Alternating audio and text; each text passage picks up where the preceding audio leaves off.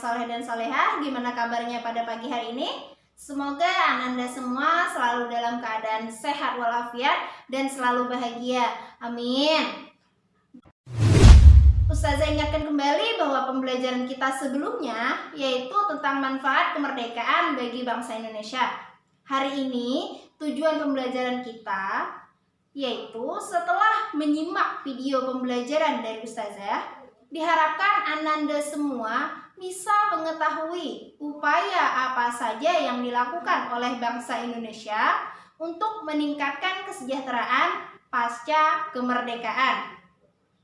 Adapun penilaian hari ini yaitu Ananda diminta menjawab 5 soal terkait upaya meningkatkan kesejahteraan tadi. Nah, untuk memulai pembelajaran kita pada hari ini, marilah kita sama-sama berdoa. Doa awal belajar.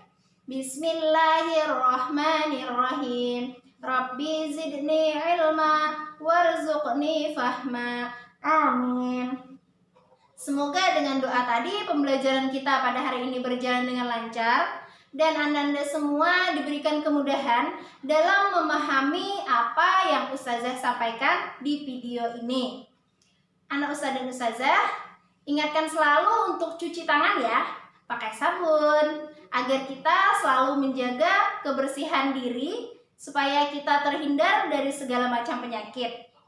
Anak Ustazah dan Ustazah, berikut adalah penjelasan Ustazah terkait pembelajaran pada hari ini. Tema 2, subtema 3, pembelajaran 5, mata pelajaran IPS. Tentang upaya bangsa Indonesia meningkatkan kesejahteraan di awal kemerdekaan. Kemerdekaan Indonesia tidak langsung membuat kehidupan masyarakat menjadi sejahtera, karena ada masalah yang terjadi saat itu seperti inflasi dan blokade laut yang dilakukan oleh Belanda. Inflasi terjadi karena mata uang Jepang beredar secara tak terkendali, sedangkan kas negara masih kosong. Pada saat itu pemerintah tidak dapat menyatakan mata uang Jepang tidak berlaku, karena Indonesia belum memiliki mata uang sendiri sebagai penggantinya. Adapun blokade laut yang dilakukan Belanda yaitu menutup pintu keluar dan pintu masuk perdagangan Indonesia. Tujuan Belanda melakukan blokade ini adalah untuk meruntuhkan perekonomian Indonesia. Berbagai upaya dilakukan oleh pemerintah Indonesia beserta rakyat untuk meningkatkan kesejahteraan. Upaya yang dilakukan sebagai berikut. 1. Pinjaman nasional.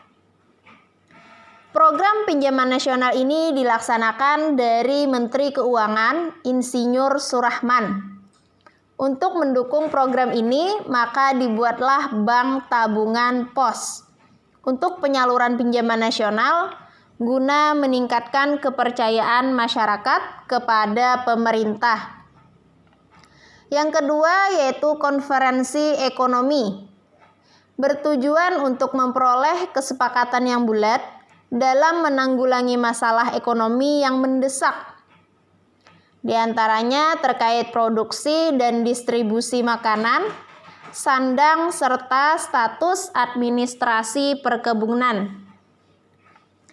Yang ketiga, pembentukan Planning Board atau Badan Perancangan Ekonomi. Badan Perancangan Ekonomi ini bertugas membuat rencana pembangunan ekonomi untuk jangka waktu 2-3 tahun dan disepakati sebagai rencana pembangunan 10 tahun. Adapun langkah awal untuk merealisasikan rencana tersebut yaitu pemerintah Indonesia mengambil alih semua bangunan umum, perkebunan dan industri yang sebelum perang menjadi milik Belanda. Bangunan vital milik asing akan dinasionalisasikan dengan pembayaran ganti rugi. Perusahaan milik Jepang akan disita sebagai ganti rugi terhadap pemerintah Indonesia. Perusahaan modal asing lainnya akan dikembalikan kepada yang berhak sesudah diadakan perjanjian Indonesia-Belanda. Yang keempat yaitu rencana Casimo atau Casimo Plan. Adapun pokok Casimo Plan yaitu perluasan kebun bibit dan padi unggul, penanaman kembali tanah kosong, perpindahan penduduk dari Jawa ke Sumatera atau transmigrasi sebanyak 20 juta jiwa dalam jangka waktu 10 sampai 15 tahun. Yang kelima, persatuan tenaga ekonomi. Ini bertujuan untuk menggiatkan kembali partisipasi pengusaha swasta untuk memperkuat persatuan dan mengukuhkan ketahanan ekonomi bangsa Indonesia. Nah, itu tadi penjelasan dari Ustazah. Semoga Ananda semua bisa memahaminya. Oke, tugas hari ini Ustazah ulangi kembali, yaitu Ananda semua diminta menjawab 5 pertanyaan. Nanti pertanyaannya akan Ustazah lampirkan dalam bentuk PDF. Insya Allah semua jawaban sudah terangkum di video tadi. Ustazah ulangi kembali bahwa ada 5 upaya yang dilakukan untuk meningkatkan kesejahteraan rakyat Indonesia. Yang pertama yaitu bentuknya pinjaman nasional. Yang kedua, konferensi ekonomi. Yang ketiga, pembentukan planning board. Yang keempat, Casimo Plan. Dan persatuan tenaga ekonomi.